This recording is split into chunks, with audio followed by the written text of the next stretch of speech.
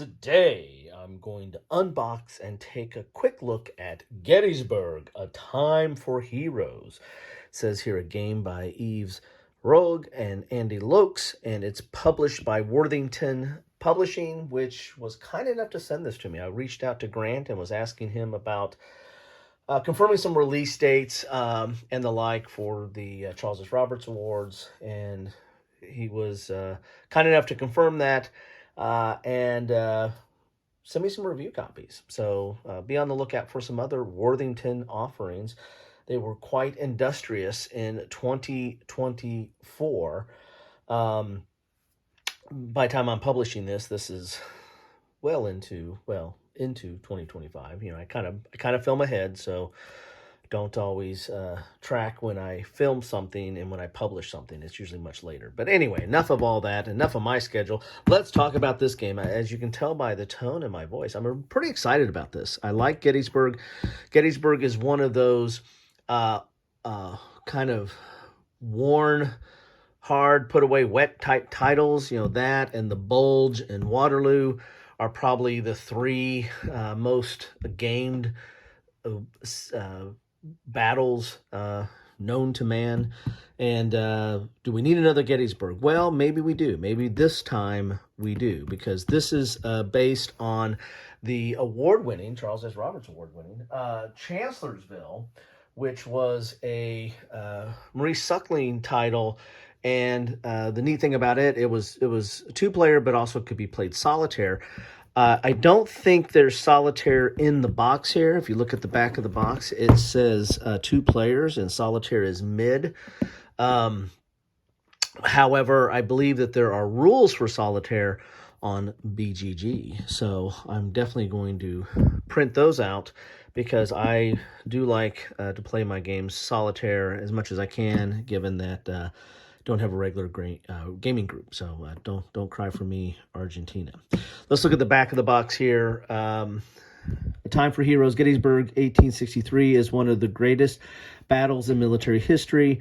After his success at Chancellorsville, Virginia, in May of 1863, General Robert E. Lee led his army through the Shenandoah Valley to begin his second invasion of the North, the Gettysburg Campaign. With his army in the high spirits, Lee intended to shift the focus of the summer campaign from war-ravaged northern Virginia to influence northern politicians to give up the war by penetrating as far as Harrisburg, Pennsylvania, or even Philadelphia. Prodded by President Abraham Lincoln, Major General Joseph Hooker moved his army in pursuit, but was relieved of command just 3 days before the Battle of Gettysburg and was replaced by George Meade. The decision is yours. So if you're familiar with the Chancellorsville system, which again, the Chancellorsville system was based upon Freeman's Farm, which was the Battle of Saratoga, and it was very much what I call a static battle type system. I came up with that myself. Anyway, but basically, where the position of your units are kind of in a set position, and there's very limited movement. It's not like you have free movement to move anywhere you want to on the board. You're kind of limited to where those units would have moved during the battle, and they're kind of controlled by playing some cards. And so that it was a very simple or not complex system in Freeman's Farm that was taken to Chancellorsville and then added a little bit more chrome. And this looks like it's really following in the Chancellorsville footsteps with kind of the cards. I can see here the map and some of the same charts and everything. A lot of this looks similar to the Chancellorsville system, which I really did enjoy, but did have a solitaire system, which this one you need to print out. But enough of all that. Let's get into yet another Gettysburg game. Do we really need another Gettysburg game? Well, you know what? If you're going to do it different and you're going to bring different perspective to it, then why not? And you know me, my channel is all about looking at things from a different perspective, looking at games that take on similar topics, but yet, or tried and true topics, and look at them in a different perspective. And that's what I like about games. So I am kind of interested in this one. I remember hearing about this, but I think when I found out it wasn't going to be solitaire, I might have backed off it a little bit. And so I'm glad I reached out to Grant to find out a little bit more about this, and now have it in my hands. We'll unbox it. we'll eventually play it, and then I'll probably post some more after action or the like to talk about it. Now, a typical thing of Worthington games is they'll give you 2 game books because, usually you got 2 players, right? So each can have their own game book. Let's look at the rules here and see what we have in store for us. Looks like we've got some designer notes here. It's 18 pages, but not all of that is rules. Introduction, game overview. It's dual column, decent sized type or font, so not too hard to read. You've got design notes, key rules, and game examples in 3 different color codes there. Here's the game components. Now, one thing about Worthington, 2 things about Worthington. Let's go 3 things about Worthington. First off, Worthington is high quality. Mounted map boards, good quality counters, wooden bits in some of their games, decent cards. Everything is good quality. Secondly, their games tend to be not overly complex. Some of their games might fall into the category of kind of intro or beginning war games, but not all their games are that way, and they do have some chromier titles, but typically err on the side of not as complex. And thirdly, they have a lot of solitaire games, or they do have definitely a focus or a friendliness to a solitaire. Now, this one, again, they came up with the solitaire rules after the fact. I'm interested to see that, but those are my 3 little observations about Worthington. And this looks interesting. We've got a lot of designer notes here. Here is the formation areas of the game. Here's your cards. And your cards are kind of your activation. And you're going to have, this tells you the turn deck and the name of the person, minor activation, and then your momentum cubes. So this goes back to the original Freeman's Farm. There was kind of these momentum cubes that you play that kind of give you a little bit of a tug of war kind of situation on spending resources or activations. Turn track, major and minor activations. Okay. So there's going to be cards involved with this, of course. And even though the font's decent, there's quite a bit of rules here. And then you've got optional rules. So 14 pages till you get to the optional rules. So really about 14 pages of rules. So not horrible. And you got 2 rule books. You got some counters here, not a lot, but good, thick, quality counters, pre-rounded, double-sided, and there looks like they're probably for more control type situations. Not certain about that. The map board, which most of your information is going to be on this map board. We'll take a look at that here in a second. Another thing that is becoming more common with Worthington games is these counter trays, or these trays they have in here. So they can hold your cards, your dice, your blocks, and your cubes. Got all kinds of different kind of cubes in there. Oh, we got some baggies too. I wonder what the baggies are for. Let's crack one of these open here, because these are the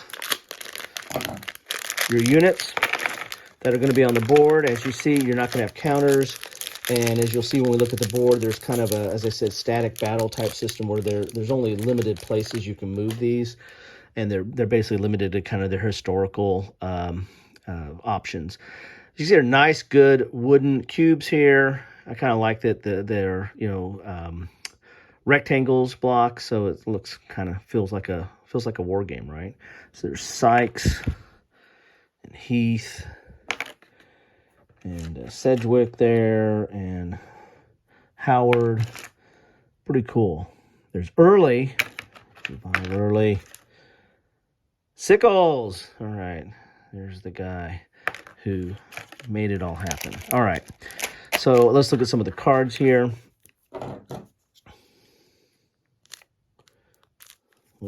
Don't think there, no, I don't see a little tab here. So let's make sure I don't cut myself open, right? Let's do both cards while I'm at it here. Oh, that one might have a little bit of a thing.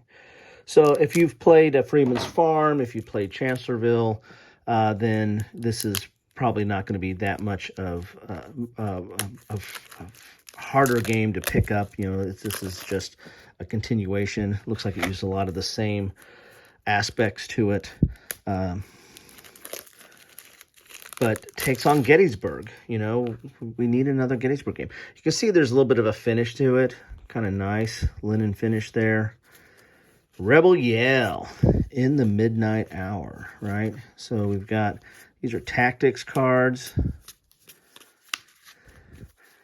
Kind of help move the game forward and do different things here. God, it's been a while since I played Chancellorsville. So again, kind of excited to get back into this. So those are those cards, and got a nice little spot for them there. Here's your Union activation, and then your Confederate. And you've got the Union blue and the butternut Confederate, so not everything's gray, you know. Getting the old butternut there. There is Sickles himself. Different activations there. And you got the how many momentum cubes there are. Very cool. And then let's see who we have on the Confederates. Anderson, Early, McLaws, Heath, Pender, Rhodes, Hood, Johnson, Pickett. There we go. Got to save him for the third day. Okay.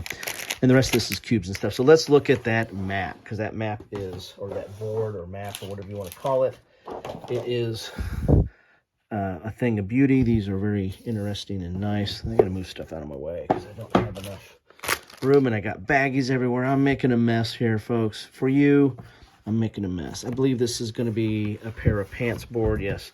Why do I call it a pair of pants? Because there is your pair of pants. Nice mounted board here. I'm going to lay it this way. So this is if you are Meade. This is Meade's view of the board. And then if you flip on this other side over here, you've got Lee. There's Lee. Here's Meade. Here are his commanders. And you're going to be keeping track. You're going to have cubes to keep track of some of this stuff. And when it gets to 0, then they're out. So you're kind of keeping track of that. With some of the cubes and reducing that as part of the game. Here are those static positions where units are going to be maneuvering, but not, you know, everywhere on the board. So let's look at, I don't know where some of these people are set up, but like you've got, oh, there's some victory points here too if you get these positions. So like here you see some arrows here, so they can move here, right, or here. So, but you're not like you can move anywhere on the board, or there's not like even, there's no hexes or grid. It's these kind of static positions based on where they were, where they started out and where they moved to on the day or the 3 days. I imagine this does all 3 days. So yeah, there you got July 1st, July 2nd, and July 3rd. Then you've got your cart places for activation here. Now in Chancellorsville, there was like a solitaire positioning or cards that could go in here, so they don't have that in this. So I wonder if the extra rules will bring that up. Then you got your tactics deck here. So again, most of the playing or the references to what you need to play is on the board, and then of course you have the cards, and then you have the units and cubes on there. So there you have it.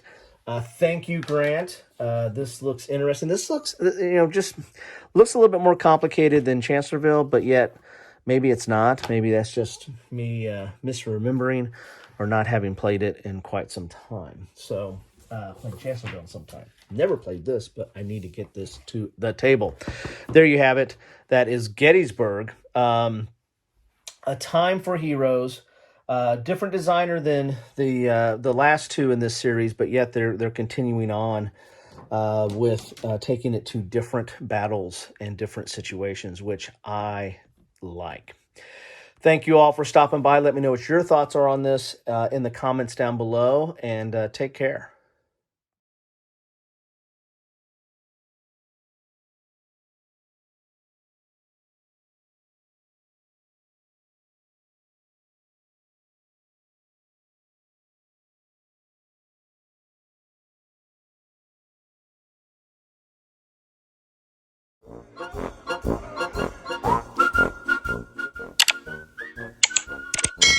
Thanks for watching.